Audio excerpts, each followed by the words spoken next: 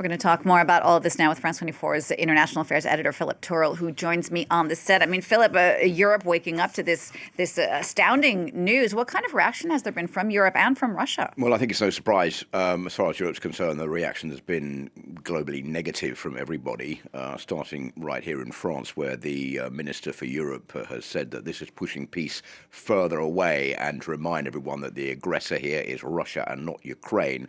That's not, of course, the only reaction in the UK. Angela Rayner, the Deputy Prime Minister, she said this is a matter for the United States. It's not changed Keir Starmer, the British Prime Minister's approach to finding a suitable ceasefire in Ukraine. I think one of the most strong reactions has come from Poland, where the Foreign Minister Paweł Wronski has said that Donald Trump did not consult with his European allies, did not consult with NATO before making this decision, which he said was an extremely serious decision, putting Europe in a very difficult situation right now. Finland has said there are questions being raised about intelligence, whether this is also going to affect the intelligence exchange of data between the United States and Europe when it comes to Russia, and how US intelligence is positioning itself towards Russia and its possible impact on the future of the war in Ukraine. But I think basically pretty much a negative reaction, of course, except from Russia, and Russia in the form of the spokesperson for the Kremlin, Dmitry Peskov, has said that this is the best contribution towards peace that there could possibly be. Of course, this is playing directly into the hands of the Russian President Vladimir Putin, who sees himself one step closer to obtaining what he wants, which is the obtention of areas of Ukraine that have already been conquered by Russian forces.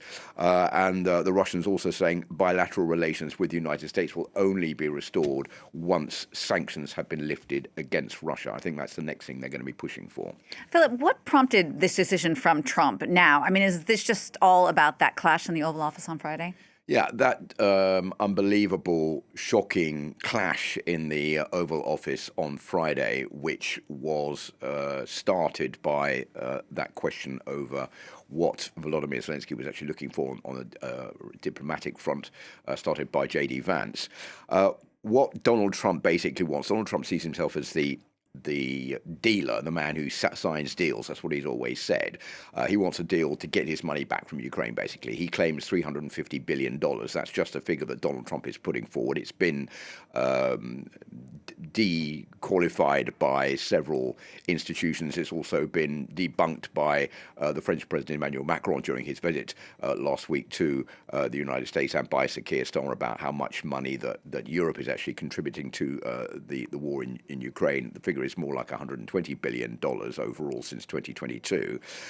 He says he wants his money back, so he wants to get that from Ukraine as quickly as possible. It doesn't really matter about the peace deal in Donald Trump's mind. What he wants is to stop the war. He said several times, I want to stop the bloodshed from all those young men who are losing their lives.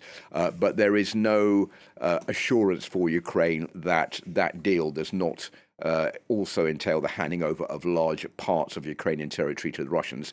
Volodymyr Zelensky has said that is basically unacceptable to the people of Ukraine, and I can't go ahead and let that happen. And the second point that Volodymyr Zelensky is not in agreement with is that he doesn't feel that there are enough security guarantees being put forward by the United States in the event of a ceasefire. He says, look, if we go ahead and sign a ceasefire deal with the Russians, there are no security guarantees. What the Russians will do is just launch further attacks in the future, and this is no guarantee for Ukraine's supremacy in the years to come.